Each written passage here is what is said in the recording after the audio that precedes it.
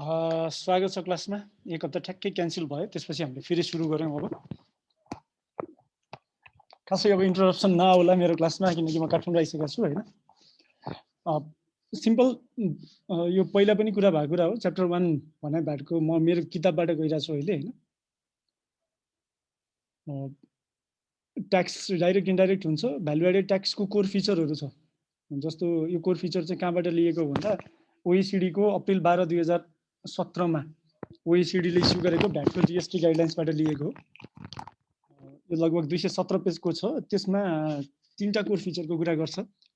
एउटा यो final कन्जम्सनमा tax लाग्ने हो, अर्को स्टेज कलेक्सन प्रोसेस हुन्छ यसमा, र तेस्रो भनेको चाहिँ डेस्टिनेसन प्रिन्सिपल हुन्छ भन्ने कुरा हो। 3वटा कोर कन्सेप्ट छ भ्याटमा, र हाम्रो भ्याट लले पनि यो 3वटा कोर कन्सेप्टलाई चाहिँ के गरेछ भन्दा इन्कर्पोरेट गरेछ। कन्जम्सनमा भ्याट लाग्छ भनेको मतलब के हो भन्दा तपाईहरु हामीहरुलाई थाहा छँदैछ, भ्याट उठाउने मिडल म्यान भए पनि भ्याट तिर्ने चाहिँ फाइनल कन्ज्युमर हो। The overarching purpose of VAT is to impose broad based tax on consumption which is understood to mean final consumption by households. In principle, only private individuals as distinguished from business engage in the consumption at which a VAT is targeted. In practice, many VAT systems impose VAT burden not only on consumption by private individuals but also on various entities that are involved in non-business activities. हामीले पनि देख्न सक्छौं rule 41 छ value added ट्याक्सको, हामी पछि कुरा गर्छौं।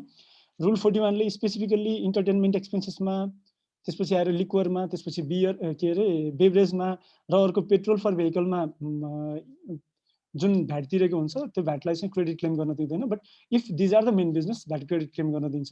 भनेको मतलब के हो भन्दा बिजनेसले पनि नन बिजनेस एक्टिभिटीमा कुनै खर्च गर्छन् भने त्यसमा भ्याट इम्पोज गरिरहेछ। Broad based taxation on final consumption private इन्डिभिजुअललाई भ्याट लाग्ने भनेर प्रिन्सिपल भए पनि भ्याट चाहिँ इन्टिटीहरूलाई पनि लाग्न सक्छ, बिजनेसलाई पनि लाग्न सक्छ भन्ने कुरा भयो। As a broad-based tax, VAT is distinguishable from excise targeted at specific forms of consumption, such as alcohols or luxury items. हामीले अस्ति एक्साइजको कुरा गर्यौं। एक्साइजहरू चाहिँ एकदमै लग्जरी आइटमहरुमा लाग्छ भने भ्याट चाहिँ सबै आइटममा लाग्छ। जस्तो नेपालमा चाहिँ एक्जम्पसनको लिस्ट एकदमै धेरै छ, तर भ्याट चाहिँ सबै आइटममा लाग्छ भन्ने कुरा हो। Unnecessary consequence of the fundamental proposition that a VAT is a tax on final consumption by households is that the burden of VAT should not be rest on businesses. This follows as a matter of elementary logic from the proposition that the VAT is a tax on household consumption because businesses are not households and at least as a matter of principle are incapable of final or household consumption. In practice, if a business acquires goods, services or tangibles that are used in whole or in part for the private consumption of the business owners, VAT regimes must determine whether or the extent to which the purchase should be treated as acquired for business purpose or for private consumption. यो हामीले discussion गरेकै छौं। Rule 41 मा यी कुराहरु आछन्। यो चाहिँ भ्याटको core feature हो। अर्को स्टेज कलेक्सन प्रोसेस। जस्तो भ्याट कसरी लाग्छ भन्दा स्टेज कलेक्सन प्रोसेसमा लाग्छ। तपाईहरुलाई अब यो क्याप 2 मै पढिसकेका कुराहरु हो। हुनलाई चाहिँ central design feature of VAT अघि चाहिँ ओभरआर्चिङ पर्पस थियो भने अहिले चाहिँ सेन्ट्रल डिजाइन फिचर के हो भन्दा is the tax is that the tax is collected through stage process. भनेको मतलब सप्लाई चेनमा जति पनि बिजनेसहरु छन् प्रत्येक बिजनेसले के गर्छ भन्दा आफूले गरेको भ्यालु एडिसनको पार्टमा चाहिँ भ्याट उठाउँछ र त्यो भ्याट राज्यलाई तिर्छ। Each business in the supply chain takes part in the process of controlling and collection of tax, controlling and collecting tax, remitting the proportion of tax corresponding to its margin. That is on the difference between the VAT imposed on its tax inputs and the VAT imposed on its tax outputs. Thus, the tax is in principle collected on value added at its stage of production and distribution. In this respect, the VAT differs from a retail sales tax, which taxes consumption through a single stage levy imposed in theory only at the point of final sale. The central design feature of VAT, coupled with the fundamental principle that the burden of tax should not rest on business, requires a mechanism for relieving businesses of the burden of the VAT they pay when they acquire goods, services, or intangibles. There are two principal approaches to implementing the stage collection process while relieving businesses of the VAT burden, thus permitting successive taxpayers to deduct the VAT they pay on their purchases while accounting for the VAT they collect on their sales. Stage collection process जुन छ यसलाई applicable बनाउनको लागि चाहिँ हामीसँग दुईटा method छ। एउटा ट्रान्ज्याक्सन बेस्ड मेथड छ, अर्को चाहिँ एन्टिटी बेस्ड मेथड छ। एउटा भनेको इन्भोइस क्रेडिट मेथड हो नेपालले फलो गरेको, र अर्को चाहिँ सब्ट्र्याक्सन मेथड हो, एन्टिटी बेस्ड अप्रोच हो। इन्भोइस क्रेडिट मेथडमा चाहिँ if you have the invoice पर्चेसको आधारमा तपाईँले भ्याट क्रेडिट क्लेम गर्नुहुन्छ भने सबट्र्याक्सन मेथडमा के हुन्छ भन्दा tax is levied directly on an accounts based measure of the value added which is determined for each business by subtracting the VAT calculated on allowable purchases from the VAT calculated on taxable supplies. यो method चाहिँ जापानले use गर्छ र एकदमै complicated method हो सबट्र्याक्सन method भनेको भने। Invoice credit method is very much easier method र इन्भोइस क्रेडिट मेथडमा के हुन्छ तपाईँहरूलाई भन्नै परेन, हामीसँग भिएटी इन्भोइस छ भने मात्रै हामीले भ्याट क्रेडिट क्लेम गर्न पाउँछौँ। अहिलेको सिचुएसन पनि त्यही नै हो। कोही साथीहरू आउनु भएको छ छैन? Invoice credit method is trader charges VAT at the rate specified for his supply and passes to the purchaser an invoice showing the amount of tax charged. The purchaser is in turn able to credit that input tax against the output tax charge on its sales, remitting the balance to tax authorities and receiving refunds when there are excess credits. Almost all jurisdictions that operate a VAT use this method except Japan. भने subtraction method चाहिँ जापानले use गर्छ। अर्को छ destination principal. Destination principal चाहिँ कुरा के हो भन्दा एउटा फाइनल कन्जम्सनमा लाग्छ, अर्को स्टेज कलेक्सन प्रोसेस हुन्छ भने त्यसपछि इन्टरनेसनल ट्रेडमा के गर्ने त भन्दा कसरी ट्याक्स लगाउने भन्दा दुईटा प्रिन्सिपल छ, एउटा ओरिजिन प्रिन्सिपल छ, अर्को डेस्टिनेसन प्रिन्सिपल छ। ओरिजिन प्रिन्सिपल भनेको चाहिँ जसले प्रोडक्सन गर्छ त्यसैले भ्याट लगाउने, डेस्टिनेसन प्रिन्सिपल भनेको चाहिँ जसले फाइनल कन्जम्सन गर्छ त्यसले चाहिँ भ्याट तिर्ने। र ट्याक्स लले के गरेको भन्दा डेस्टिनेसन प्रिन्सिपल फलो गरेछ। डेस्टिनेसन प्रिन्सिपल कसरी फलो गर्यो भन्दा हामीसँग अनुसूची 2 छ, अनुसूची 2 मा 0% भ्याट लाग्छ। The overarching purpose of VAT is levy on final consumption, coupled with its central design feature of a stage collection process, lays the foundation for the core VAT principles bearing on international trade. The fundamental issue of economic policy in relation to the international application of the VAT is whether the levy should be imposed by the jurisdiction of origin or destination. Destination principle के भन्छ भन्दा under the destination principle, tax is ultimately levied only on the final consumption that occurs within the taxing jurisdiction. हेर्नुस् है, चाहिँ taxing जुरिस्डिक्सनमा मात्रै हुन्छ। For example हामीले इन्डियाबाट सामान किनेर लिएर आयौँ भने इन्डियाले नेपालमा पठाएको सामानमा जीएसटी फ्री गर्छ, 0 रेटमा जीएसटी लगाउँछ, फ्री अफ भ्याटमा जीएसटी लगाउँछ र नेपालमा त्यो सामान आइसकेपछि हामीले कस्टम्समा के गर्छौँ भन्दा भ्याट लगाउँछौँ र नेपालभित्र छिराउँछन्। अर्थात् नेपालभित्र कर लाग्छ भने नेपालबाट इन्डियामा वा अमेरिकामा सामान पठायो भने नेपालले 0% रेटमा ट्याक्स लगाउँछ र उताको देशमा चाहिँ उनीहरूको ल अनुसार भ्याट लाग्ने कुराहरू आउँछ। ओरिजिन प्रिन्सिपल भनेको चाहिँ के हो भन्दा नेपालले आफ्नो रेटमा एक्सपोर्टमा पनि भ्याट लगाउने र अब इन्डियामा त्यो सामान गइसकेपछि इन्डियाले उसको रेटमा चाहिँ एउटा हाइपोथेटिकल फिगरमा, फर एक्जाम्पल क्रेडिट चाहिँ कसरी दिने भन्दा चाहिँ ओरिजिन प्रिन्सिपलमा क्रेडिट कसरी दिन्छ भन्दा जस्तो मैले अब 100 रुपियाँको सामान पठाएँ नेपालबाट भने 113 रुपियाँमा पठाउने भए, उता गइसकेपछि इन्डियाले के गर्छ भन्दा 150 मा सामान बेच्यो, उनीहरूको भ्याटको रेट 10% रहेछ भने 10 रुपियाँ चाहिँ पहिले तिरिसक्यो, 100 रुपियाँको सामानमा 10 रुपियाँ पहिला नै तिरिसक्यो, अब 40 रुपियाँ भ्यालु एडिसनमा मात्रै भ्याट लाग्छ भन्ने तरिकाले जान्छ। यसले चाहिँ इन्टरनेसनल ट्रेडमा न्युट्रालिटी आउँदैन भन्ने कुराहरू गरेछ।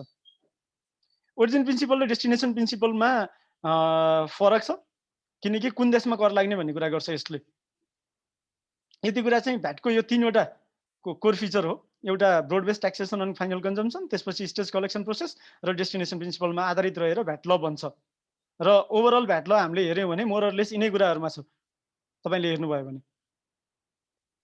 त्यसपछि ट्याक्स लको 5वटा जेनरली एक्सेप्टेड ट्याक्सेसन पोलिसिज 5वटा छ। यो ओटावा ट्याक्सेसन फ्रेमवर्क कन्डिसन भन्छ। एउटा ट्याक्स ल न्युट्रल हुनुपर्छ, अर्को कम्प्लायन्स कस्ट भन्दा चाहिँ त्यसले दिने बेनिफिट बढी हुनुपर्छ, सर्टेन्टी र सिम्प्लिसिटी हुनुपर्छ, इफेक्टिभनेस एन्ड फेयरनेस हुनुपर्छ र फ्लेक्सिबिलिटी हुनुपर्छ भनेर भन्छ। यो चाहिँ ट्याक्स लको कुनै पनि ट्याक्सेसन लको चाहिँ के हो, यो जेनरली एक्सेप्टेड ट्याक्सेसन पोलिसी हो। ट्याक्स पोलिसीमा यी कुराहरू हुनैपर्छ।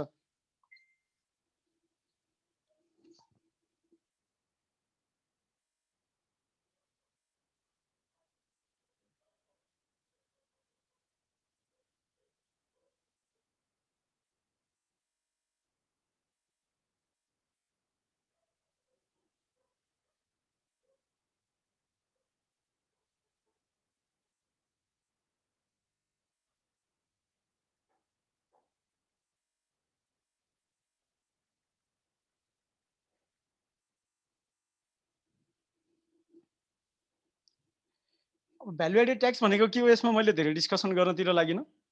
डेफिनेसनहरु पनि तपाईहरुले मेमोराइज गर्नु भएकै छ होला। जस्तो भ्याट केमा लाग्छ भन्ने कुरामा गएर अहिले पछि यो डेफिनेसनमा आउला हामी। मोरलेस यही कुरा हो। यो भयो फन्डामेन्टल कुरा।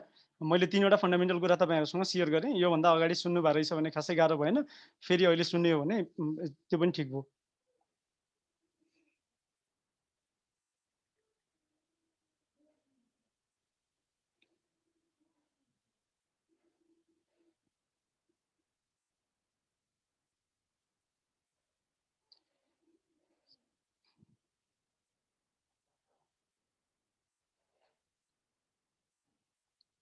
अब अर्को भ्याटको एडमिनिस्ट्रेसनको बारेमा हामीहरूले पहिला पनि डिस्कसन गरेका छौँ। एकचोटि म सर भन्छु, किनकि यो ट्याक्स एडमिनिस्ट्रेसन चाहिँ कम्प्लिटली कुरा गरिसक्यो हामीहरूले। तपाईहरुलाई थाहा छँदैछ।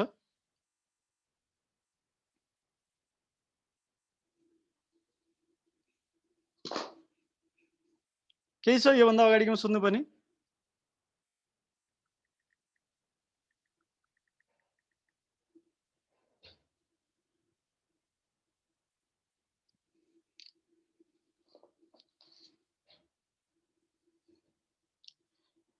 हामीहरूलाई थाहा छ भ्याट ल अफिसर बेस्ड ल हो, किनकि इन्कम ट्याक्स एक्टमा आइआरडीलाई पावर डेलिगेट गरेको छ भने भ्याट लमा ट्याक्स अफिसरलाई पावर डेलिगेट गरेको छ। ट्याक्स अफिसर भनेको के हो भन्दा tax officer appointed by government of Nepal, जसमा chief tax officer, chief tax administration, directors of IRD, deputy director general or any other officer designated by government of Nepal भनेको छ। नेपाल सरकारले ट्याक्स अफिसरहरू अपोइन्ट गर्छ। ट्याक्स अफिसरको जुरिस्डिक्सन चाहिँ नेपाल सरकारले तोक्छ भन्ने कुरा छ। डेलिगेसन अफ अथोरिटी, ट्याक्स अफिसरले आफूलाई आएको अथोरिटी 2 वटा बाहेक अरू अथोरिटी अर्कोलाई सबअर्डिनेटलाई डेलिगेट गर्न सक्छ। त्यो चाहिँ authority with regards to tax assessment र authority with regards to punishment बाहेक अरू हो। DG can not delegate any authority that is specifically designated to him under VAT act भन्ने कुरा छ। यो हामीले पहिला पनि डिस्कसन गरिसक्यौँ, मैले यसलाई छोडिदिएँ। अब एसेसमेन्ट अफ ट्याक्स भ्याटमा जाउँ। भ्याटमा 3टा एसेसमेन्ट छ। एउटा एसेसमेन्ट सेल्फ एसेसमेन्ट हो, अर्को एसेसमेन्ट बाई ट्याक्स अफिसर हो, र assessment in case of special circumstances हो। सेल्फ एसेसमेन्ट सिम्पल छ। सेल्फ एसेसमेन्ट चाहिँ भ्याट रिटर्न फाइल गरेपछि कम्प्लिट हुन्छ। मैले फेरि दोहोऱ्याएँ, self assessment VAT return file पछि गरेपछि कम्प्लिट हुन्छ। जस्तो हामीले इन्कम ट्याक्समा सेल्फ एसेसमेन्ट 2 थरी पढेका थियौँ, तपाईहरुलाई याद छ, हामीहरूलाई याद छ। एउटा सेल्फ एसेसमेन्ट हो एक्चुअल सेल्फ एसेसमेन्ट, अर्को हो डिम सेल्फ एसेसमेन्ट। भनेको मतलब इन्कम ट्याक्समा इन्कम ट्याक्स रिटर्न फाइल गरे पनि नगरे पनि सेल्फ एसेसमेन्ट भएको मानिन्थ्यो भने भ्याटमा चाहिँ भ्याट रिटर्न फाइल नगरिन्जेलसम्म भ्याटको सेल्फ एसेसमेन्ट भएको मानिँदैन, until and unless there is filing of VAT return assessment is not deem to be completed. अर्को छ assessment in case of special circumstances, it is equivalent to jeopardy assessment, तर त्यो लेभलको detail चाहिँ छैन, एकदमै थोरै छ। यो सेक्सन 22 हो है। सेल्फ एसेसमेन्ट सेक्सन 18 हो भने यो सेक्सन 22 हो। In case there is sufficient basis to believe that any of the following condition is happening that prompts the chance of non-recovery of tax, the tax officer with prior approval from DG may assess and collect VAT. Nepal छोडेर जान लाग्यो tax officer भने, वा in case the tax payer is transferring, removing or concealing asset. कुनै पनि tax pair Nepal छोडेर जान लाग्यो र त्यसको कारणले गर्दा भ्याट नउठ्ने सम्भावना देखियो भने, वा कुनै पनि ट्याक्स पेयरले एसेट कन्सिल गर्ने, ट्रान्सफर गर्ने वा रिमुभ गर्ने काम गर्यो भने डाइरेक्टर जेनरलको प्रायर अप्रुभल लिएर ट्याक्स अफिसरले के गर्न सक्छ, भ्याट एसेसमेन्ट गर्न सक्छ। यो चाहिँ एसेसमेन्ट इन स्पेसल सर्कमस्टान्सेस भयो। जियोपार्डी एसेसमेन्ट हो भनेपछि write short notes and assessment in special circumstances भन्यो भने यति कुरा लेखेपछि सकियो। Write short notes and self assessment भनेर भन्यो भने चाहिँ यति थोरै कुरा, यो जम्मा 1 लाइन 2 लाइन लेखेपछि पुग्यो। अर्को छ एसेसमेन्ट बाई ट्याक्स अफिसर। जस्तो तपाईहरुलाई याद होला, इन्कम ट्याक्समा चाहिँ एसेसमेन्ट गर्नको लागि ग्राउन्ड चाहिँदैन थियो। आइआरडीले आफूले चाह्यो भने कुनै केही पनि रिजन नहुँदा पनि भ्याटको एसेसमेन्ट गर्न सक्थे, इन्कम ट्याक्सको एसेसमेन्ट गर्न सक्थ्यो भने भ्याटमा चाहिँ यो 12 वटा मध्ये कुनै एउटा कारण हुनैपर्छ, यो 11 वटा मध्ये कुनै एउटा कारण हुनैपर्छ। In case VAT return is not submitted within the time limit, in case of filing of an incomplete or erroneous return, in case of filing of a fraudulent return, in case the tax officer has a reason to believe that the amount of tax is unrestated or otherwise incorrect, in case the tax officer has a reason to believe that the taxpayer has caused under invoicing, in case of supply to group companies through under invoicing, In case person requiring registration operates business without registration, in case of sales without issuing invoices, in case of an unregistered person collects tax, in case a person does not deposit reverse VAT levied under section 8.2 or 8.3, or in case a person does not levy VAT on goods that are left to be used for taxable transaction for which input tax credit was enjoyed as per section 17 subsection 4. यो 11 मध्ये कुनै एउटा condition mention गरेर मात्रै भ्याटको रिएसेसमेन्ट हुन सक्छ, नभए भ्याटमा चाहिँ ट्याक्स अफिसरले एसेसमेन्ट गर्न पाउने अधिकार छैन। कुन आधारमा ट्याक्स अफिसरले एसेसमेन्ट गर्छ भन्दा देयर मस्ट बी बेसिस, तीनवटा बेसिस छ। एउटा प्रुफ अफ ट्रान्ज्याक्सन, अर्को tax audit report on transaction submitted by concern tax officer, र अर्को tax paid on similar transaction by another person. VAT assessment गर्ने प्रुफको बर्डन अफ प्रुफको माथि हुन्छ भन्दा ट्याक्स अफिसर माथि हुन्छ। टाइम लिमिट नर्मल सर्कमस्टान्सेसमा 4 वर्ष, कहिलेदेखि भन्दा from the date of filing of VAT return. VAT return file गरेको दिनदेखि 4 वर्ष। जस्तो हामीले इन्कम ट्याक्समा हेऱ्यौँ भने कहिलेदेखि थियो, from the date when the VAT return was originally to be filed, वा जियोपार्डी एसेसमेन्ट भएको केसमा चाहिँ जियोपार्डी एसेसमेन्ट भएको मितिले 4 वर्षसम्म भने यो केसमा चाहिँ के हो भन्दा अन्डर नर्मल सर्कमस्टान्सेस चाहिँ टाइम लिमिट 4 वर्ष हो, तर भ्याट रिटर्न सबमिट गरेको मितिले 4 वर्ष हो। अर्थात् 2071 सालको भ्याट रिटर्न 2078 सालमा आएर सबमिट गर्यो भने जुन दिन सबमिट हुन्छ त्यो दिनदेखि 4 वर्षभित्र चाहिँ एसेसमेन्ट गर्न पाइन्छ 71 सालको पनि। जबकि 2071 साल 71-72 को इन्कम ट्याक्स रिटर्न चाहिँ 2078 मा आएर फाइल गर्छ भने पनि 2072 सालदेखि 4 वर्षभित्र मात्रै एसेसमेन्ट गर्न पाइन्थ्यो। 72 असोजदेखि 4 वर्षभित्र मात्रै एसेसमेन्ट गर्न पाइन्थ्यो। इन्कम ट्याक्स र भ्याटको एसेसमेन्टमा यो फरक छ है, तपाईहरुले ख्याल गर्नुपर्ने। Inaccurate assessment by reason of fraud छ भने त जहिले पनि रिएसेसमेन्ट गर्न पाइयो। रिएसेसमेन्ट गर्नुभन्दा अगाडि एउटा प्रिलिमिनरी एसेसमेन्ट अर्डर इस्यु गर्नु पर्यो, र त्यो प्रिलिमिनरी एसेसमेन्ट अर्डरमा चाहिँ के गर्नु पर्यो भन्दा 15 दिनको टाइम लिमिट दिनु पर्यो। हेर्नुस् है, 15 दिनको टाइम लिमिट दिनु पर्यो। प्रिलिमिनरी एसेसमेन्ट अर्डर इस्यु गर्ने बेलामा 15 दिनको टाइम लिमिट दिनु पर्यो। त्यो इन्कम ट्याक्समा पनि 15 दिन थियो, यसमा पनि 15 दिन नै हो।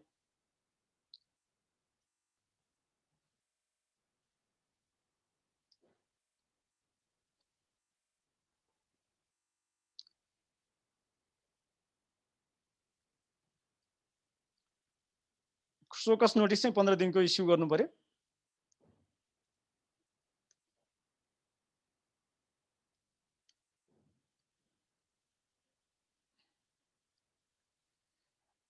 यति भइसकेपछि एसेसमेन्ट अर्डर इस्यु हुन्छ। एसेसमेन्ट अर्डर इस्यु भएपछि बाँकी कुराहरू आउने भए।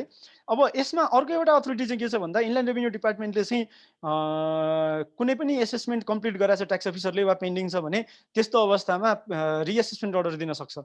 In case where before the assessment of tax is complete it appears from the information received by Director General any action relating to the assessment of tax is about to be taken in irregular way or has been irregular, the Director General may, by executing memorandum clearly setting out the reasons, give direction to the concerned tax officer to make reassessment of tax or order any other tax officer to do that act. In case where it appears that the tax liability has decreased because of tax assessment made by the tax officer recklessly or with the malafide intention, the Director General may order amendment in such assessment order within 4 years after the date of initial tax assessment. भनेको मतलब एकचोटी रिएसेसमेन्ट भएको फाइललाई director जेनरलको order अनुसार रिएसेसमेन्टको date पछि 4 वर्षभित्र फेरि रिएसेसमेन्ट गर्न मिल्छ। अब रिएसेसमेन्टको बेलामा एडिसनल लायबिलिटी भ्याट लायबिलिटी आयो भने के हुन्छ भन्दा डाइरेक्टर जेनरलले तोकेको आधारमा त्यो लायबिलिटीमा 25% एड गर्न मिल्छ।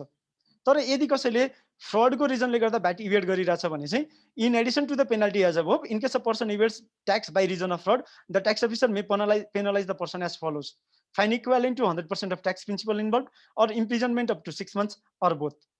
यो कारबाही गर्न सक्छ। यो सेक्सन 29(1) को र सेक्सन 29(2) मा भएको प्रोभिजन हो।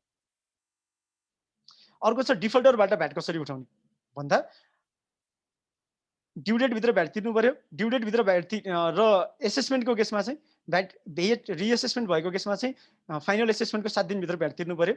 यदि त्यसरी भ्याट तिरेन भने यो 8 वटा कन्डिसनबाट चाहिँ रिएसेसमेन्ट भ्याट उठाउन सक्छ।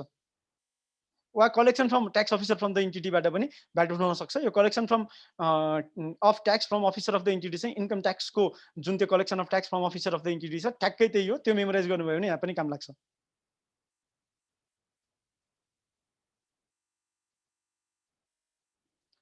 केही छ सोध्नु पर्ने? अरु राइटहरु जति पनि छन् अरु राइटहरु हामीहरुले पहिला नै पढिसक्यौं। ट्याक्स अफिसरको ड्युटीदेखि लिएर अरु राइटहरु, त्यही भएर यसलाई मैले दोहोर्याउन्न। भ्याट एसेसमेन्ट मैले सकाएँ तपाईहरुलाई।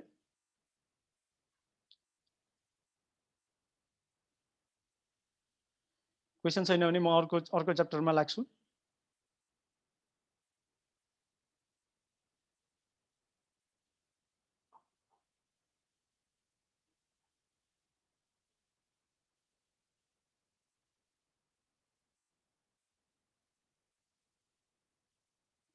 भ्याट एकदमै सजिलो च्याप्टर बुक कोर्स हो है। यो अहिलेसम्म हामी डिस्कसन मात्रै गरिरहेछौँ। केमा भ्याट लाग्छ भन्दा तपाईँहरूले पढेकै हो पहिला पनि 3वटा कुरा। VAT is applicable on following transaction, supply of goods or service within the state of Nepal, import of goods or service inside the state of Nepal, and export of goods or services from the state of Nepal. यो 3वटा मध्ये कुनै पनि condition satisfy भएन भने, if all of the above conditions is not satisfied, त्यस्तो अवस्थामा VAT लाग्दैन। भ्याट गुड्स र सर्भिसमा लाग्ने हो। गुड्स भनेको के हो? Tangible or intangible asset. Service भनेको के हो? Anything other than asset. ट्रान्ज्याक्सनमा भ्याट लाग्छ। कारोबार भनेको के हो? Act of supplying goods or services. Supply भनेको के हो? कन्स्ट्रक्सन लिएर वा नलिएर कुनै पनि वस्तुको आपूर्ति गर्ने काम चाहिँ सप्लाई हो। इम्पोर्ट भनेको के हो? कस्टम्स एक्टले इम्पोर्ट नेपालभित्र ल्याउने काम भन्छ। एक्सपोर्ट भनेको के हो? नेपालभन्दा बाहिर वस्तु वा गुड्स वस्तु पठाउने कामको कुराको चाहिँ एक्सपोर्ट भन्छ। VAT is levied only if there is either supply within Nepal or import or export of such goods or services. This makes VAT a territorial taxation, as VAT is levied within the territory of Nepal, be it on supply within the state or levy at the time of import or export by customs officer of Nepal. Where a transaction is carried out outside the territory of Nepal, VAT is not applicable on such transaction.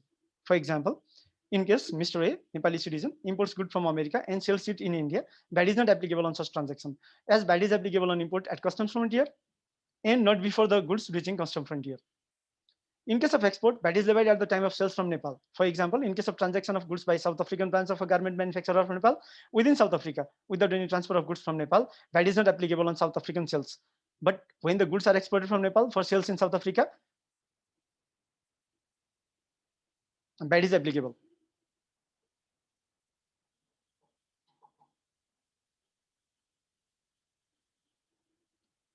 VAT is applicable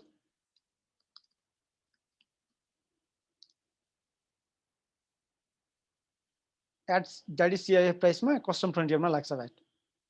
नेपालभन्दा बाहिर transaction भयो भने के हुन्छ भन्दा simple कुरा हो, नेपालभन्दा बाहिर भएको ट्रान्ज्याक्सनमा भ्याट लाग्दैन। भ्याट नेपालमा लाग्छ। नेपालमा भ्याट टेरिटोरियल ट्याक्सेसन भइसकेपछि प्लेस अफ सप्लाई चाहिँ डिटरमाइन गर्नु पर्यो। हेर्नुस्, VAT is territorial taxation and hence the place of supply where the goods or services are supplied is of utmost importance. Place of supply को केसमा, place of supply of goods को केसमा transfer of movable goods छ भने where such goods are sold or transferred. Immovable goods हो जसको location transfer हुन सक्दैन भने जहाँ लोकेटेड छन् त्यहाँ। इम्पोर्टेड गुड्स हो भने कस्टम फ्रन्टियरमा जहाँबाट नेपालमा छिर्छ। सेल्फ कन्जम्सन हो भने म्यानुफ्याक्चर वा भेन्डरले आफैलाई सप्लाई गर्यो भने चाहिँ the place where the producer or vendor of such goods resides. Place of supply of service चाहिँ कहाँ हो भन्दा बेनिफिट अफ सर्भिस जहाँ रिसिभ हुन्छ त्यही नै हो। प्लेस अफ सप्लाई सकियो। भ्याट केमा लाग्दैन भन्दा exemption from levy of VAT, एउटा where the goods and services are listed in schedule 1 of the act, अर्को on transfer of ownership of business pursuant to section 5 को, अर्को where VAT is exempt on supply of goods or services as per decision of government of Nepal. एक्जेम्प्टेडमा के छ भन्दा VAT is exempt on goods and services listed in Schedule 1 of VAT Act. VAT shall not be levied on such items even if these items are supplied within Nepal or imported into Nepal or exported from Nepal. The extent of such exemption to the person dealing such goods or services are as follows. VAT Act अनुसार कुनै पनि formality पुरा गर्नु पर्दैन। यदि त्यस्तो goods र services बनाउनको लागि इनपुटमा भ्याट तिरिएको छ भने त्यो इनपुटमा भ्याट क्रेडिट क्लेम गर्न पाइँदैन र एक्सपोर्ट मतलब सेल्समा भ्याट उठाउन पनि पाइएन र भ्याट जति लाग्छ त्यो भ्याट चाहिँ आउटपुटमा गएर के हुन्छ, लोड हुन्छ। दोस्रो कुरा एक्जेम्पसन भ्याट कुनमा हुन्छ भन्दा exemption of VAT on transfer of ownership of business हो। Under either of the following two conditions value added tax is not applicable on transfer of ownership of business. एउटा रजिस्टर्ड पर्सनले अर्को रजिस्टर्ड पर्सनलाई भ्याट व्यवसाय बेच्यो भने वा इनहेरिटरलाई चाहिँ ओनरको मृत्युपछि बिजनेस बिक्री भयो भने। For example, Mr. X deals in taxable transaction, say alcohol, he wants to sell his shop. While he sells the shop, every item held as inventory at the time of sales is deemed to be sold. Under general circumstances, he has to issue invoice for each of such items at market value, but if he sells the sub to a registered person, he is relieved from issuing VAT invoice and also from collection of VAT. Formalities के हो भन्दा चाहिँ annexure 4 भरेर 7 दिनभित्र tax अफिसमा बुझाउनुपर्छ र त्यसको आधारमा जति पनि उसका त्यो ट्रान्सफरहरुको ट्याक्ससँग रिलेटेड एप्लिकेसनहरु छन् ती सबै एप्लिकेसन चाहिँ ट्रान्सफरीलाई ट्रान्सफर हुन्छ। Exemption through special decision of council of minister, Nepal सरकारले नेपाल राजपत्रमा सूचना प्रकाशित गरेर कुनै पनि आइटममा भ्याटमा एक्जम्पसन दिन सक्छ। भन्सारबाट इम्पोर्टको केसमा चाहिँ भ्याटको रेट हामीहरुलाई के थाहा छ भन्दा शेड्युल 1 को आइटममा भ्याट लाग्दैन, नो भ्याट। शेड्युल 2 को आइटममा 0% भ्याट लाग्छ र शेड्युल 3 को आइटममा सरी त्यो बाहेक अरु सबै आइटममा 13% भ्याट लाग्छ। जीरो रेटेड आइटम हामी पछि पढ्छौं। यो एप्लिकेबिलिटी अफ भ्याटको कुरा यही हो। के छ क्वेशन यसमा?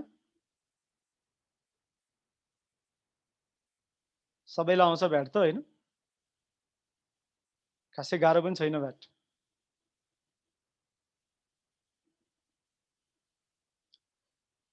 अर्कोमा जाउँ, collection of VAT.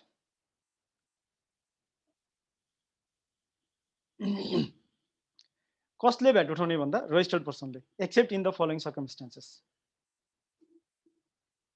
Who is required to collect VAT? Registered person, except in the following circumstances.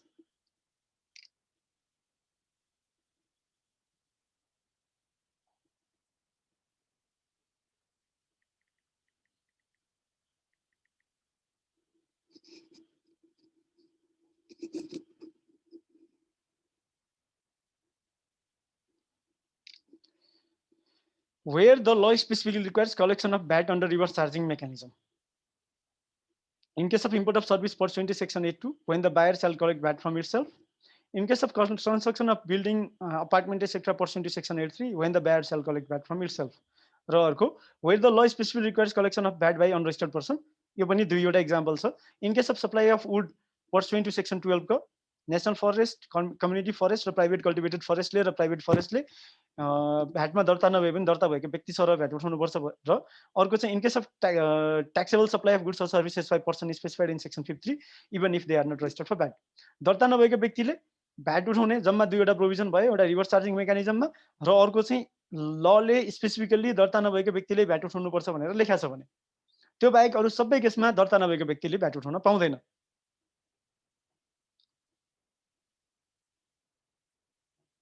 कुन अमाउन्टमा भ्याट उठाउने भन्दा ट्याक्सेबल भ्यालुमा उठाउने। चार्जिङ भनेको के हो भन्दा चार्जिङ अफ भ्याट भन्छ। चार्जिङ अफ भ्याट भनेको चाहिँ के हो भन्दा the normal principle of VAT is that value added tax shall be collected by registered person while supplying goods or services, जसलाई चाहिँ हामी चार्जिङ फर भ्याट पर्पस भन्छौँ, चार्जिङ अफ भ्याट भन्छौँ। Except in case of reverse charging, value added tax is collected by seller of goods or service provider from the पर्चेसर or service recipient at the time of supply of goods or services. The collector is then required to pay VAT payable by him to government treasury. This means the person actually bearing the tax burden and person depositing the tax in government treasury is different. अब charging भइसकेपछि reverse charging भनेको चाहिँ के हो भन्दा बायरले आफूले आफैसँग VAT उठाउने चाहिँ रिभर्स चार्जिङ हो। अब person receiving service from foreigners, a person whether registered or not in Nepal receiving service from person outside Nepal shall pay VAT from that service। यसमा दुईवटा कुरा चाहिँ तपाईहरुले मेमोराइज गर्नु पर्यो। The person receiving the service shall be the person doing business in Nepal. It may be registered for VAT purpose or not. This provision is applicable to person that are not registered for VAT as well. Is also applicable to person that are not registered for VAT. Orko, the person rendering the service shall be a foreign person and it shall not have any presence in Nepal. It must not have obtained permanent account number in Nepal. दुईटा कुरा, service प्राप्त गर्ने मान्छे चाहिँ नेपालमा व्यवसाय गरिरहेको व्यक्ति हुनु पर्यो, भ्याटमा दर्ता भए पनि नभए पनि, र सर्भिस रेन्डर गर्ने व्यक्ति जो हुन्छ, त्यो सर्भिस रेन्डर गर्ने व्यक्ति चाहिँ नेपालमा दर्ता नभएको व्यक्ति हुनु पर्यो। कुन अमाउन्टमा भ्याट लगाउने भन्दा चाहिँ ट्याक्सेबल भ्यालुमा। कहिले भ्याट लगाउने त? भ्याट शैल बी कलेक्टेड, कहिले कलेक्ट गर्ने भन्दा VAT shall be collected by the service recipient at such time which is earlier of the following, when the service is rendered by the service provider or the when the payment of service is made.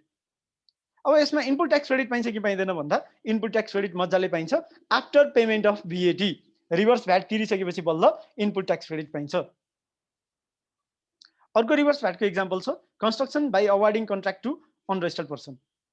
कसले VAT उठाउँछ भन्दा any person in Nepal engaged in construction of buildings, apartments, shopping complex or similar other constructions for commercial purpose. Commercial purpose भनेको के हो?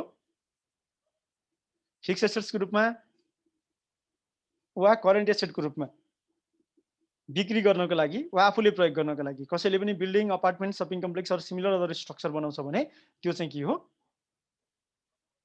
Commercial purpose हो। र त्यसको मूल्य एउटा चाहिँ के हुनु पर्यो? दर्ता भएको व्यक्तिले कमर्सियल पर्पसको लागि building, apartment, shopping mall or similar construction बनाउनु पर्यो। त्यस्तो building, apartment, shopping complex or similar construction for commercial पर्पसको कस्ट 5 लाख रुपियाँ भन्दा 50 लाख रुपियाँ भन्दा बढी हुनु पर्यो। र तेस्रो कुरा चाहिँ त्यस्तो सामानको कन्ट्र्याक्टर चाहिँ के हुनु भएन?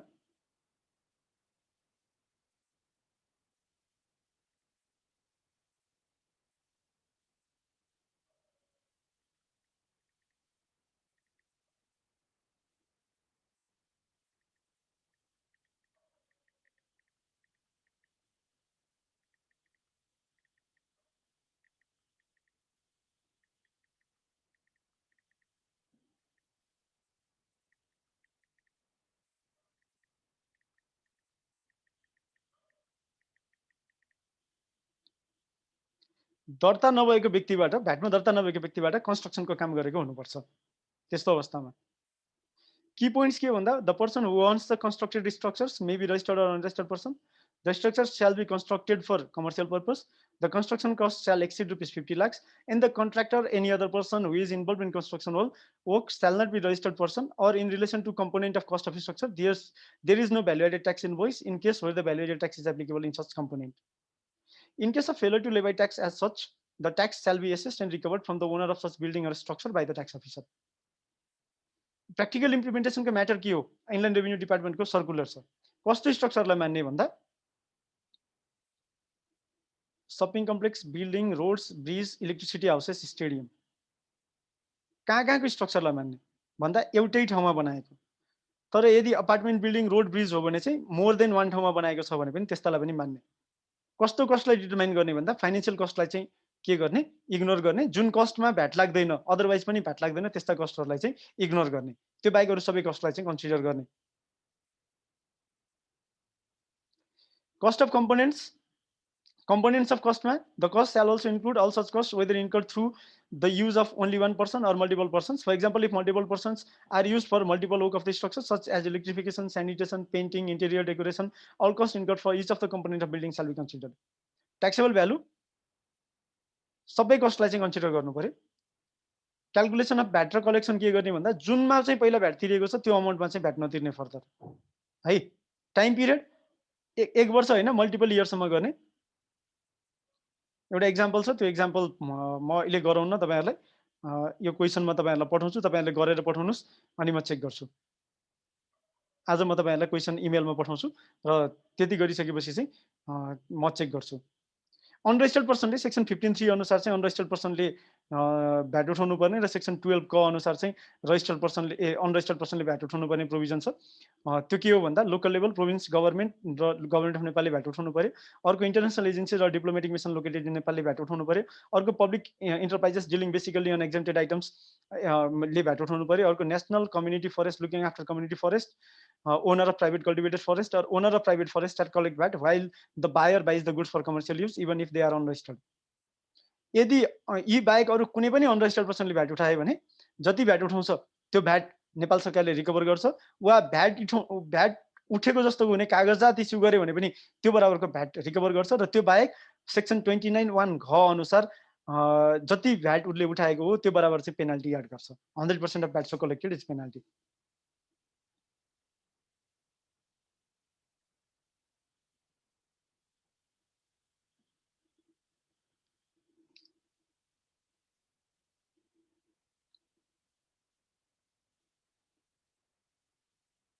केही छ क्वेशन यसमा?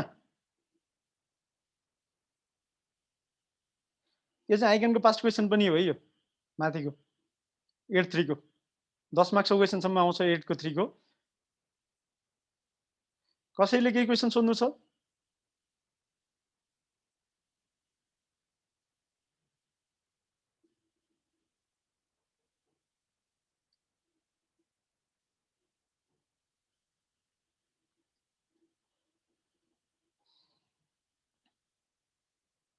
छैन क्वेसन? छैन सर। सबैलाई आउने हो? आउने भन्दा नि अहिले चाहिँ क्वेसन छैन भनेको हो सर। होइन मतलब अहिले पढेको कुरामा आउने हो भनेर सोधेँ मैले पनि। ए हो सर। ल ठिक छ। अन्त यो थ्योरी हो, थ्योरी त आइ नै हाल्छ होइन?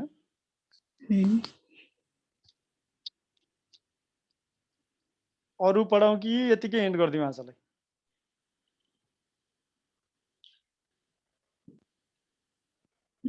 आज इन गरौँ न सर। अरूले के भन्छन् खोइ? अब रेगुलरली 8:30 मै क्लास हुन्छ हो सर हाम्रो अहिले? अब रेगुलरली 8:30 मै गर्ने हो। हजुर। यो हप्ता भ्याट सकिएला, त्यसपछि हामी त्यो कस्टम्सको क्वेसन गर्नुपर्ने छ होइन? हजुर। भिएटी क्वेसन म यहाँ पठाउँदैछु कि तपाईँलाई यो क्वेसन म सट्ट अहिले पठाइदिइहाल्छु। त्यो चाहिँ अब त्यसपछि थाहा हुन्छ कि रिभर्स भ्याटको आउँछ कि आउँदैन भन्ने कुरा।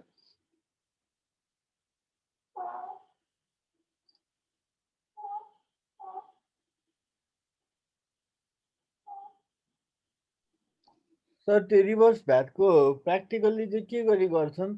नर्मली हामीले गर्दाखेरि चाहिँ पहिलो महिना भ्याट तिराएर दोस्रो महिनामा इनपुट ट्याक्स क्रेडिट लिने गरेको छ, त्यो त्यसरी नै गर्ने हो? 8 को 2 को इनपुट ट्याक्स क्रेडिट पाइन्छ, 8 को 3 को त पाइँदैन। त्यो 8 को 2 को चाहिँ कुरा गरे, सर्भिस 8 को 2 को त पहिला पेमेन्ट नगरिकन भ्याट क्रेडिट क्लेम गर्न पाइँदैन। त्यो पहिलो महिना होइन, मैले बुझेको त सिम्पल कुरा के हो भन्दा, if I don't want cash outflow होइन, जस्तो मैले असारमा चाहिँ सर्भिस लिएको छु भने मैले असारमै रिभर्स भ्याट तिर्दिने वा साउनको पनि 25 गते भन्दा अगाडि रिभर्स भ्याट तिर्दिने, अनि साउनको साउन 25 गते चाहिँ जुन रिटर्न मैले फाइल गर्छु त्यो बेलामा क्रेडिट क्लेम गर्न पाइहाल्छु नि। ए सर। अर्को महिना गर्नुपर्छ भनेको छैन कि, पहिला तिर्ने अनि क्रेडिट क्लेम गर्ने भन्छ। हजुर। अनि तिरेको 1 महिनाभित्रमा क्रेडिट क्लेम गर्ने भन्दैन कि। हस् सर, है त। अब यसपछि भोलि हामी के पढ्छौँ भन्नेमा जाउँ। भोलि हामी रजिस्ट्रेसन, क्यान्सलेसन अफ रजिस्ट्रेसन र ट्याक्सेबल भ्यालु पढ्छौँ, किनकि अब चाहिँ अलि डिटेल्ड क्लास आउँछ है। त्यसपछि अर्को क्लासमा हामी input tax credit, VAT return र भ्याट रिफन्डको कुरा गर्छौँ। अनि यति गर्दाखेरि त हिसाबहरू पनि होलान्, के होलान् कसो होलान्। भोलि चाहिँ अलि डिटेलमै हुन्छ, अलि धेरै नै हुन्छ क्लास, र क्वेसन आउन पनि सक्छ भोलि ट्याक्सेबल भ्यालुमा। अलि लामै क्लास छ है। आजलाई यति गरौँ, योभन्दा धेरै नगरौँ। अलि फास्ट नै भइरहेछ किनकि हातले लेखेको भए यो 1.5-2 घन्टाको क्लास हो। सर र नोट पढेको भएर सजिलो भएको छ मलाई पनि, तपाईँहरूलाई पनि सुनिरहनु भएको छ पहिलेदेखि जानेको भएर सजिलो भयो। Thank you everyone. हस् सर, गुड नाइट। ल good night. Thank you sir, good night.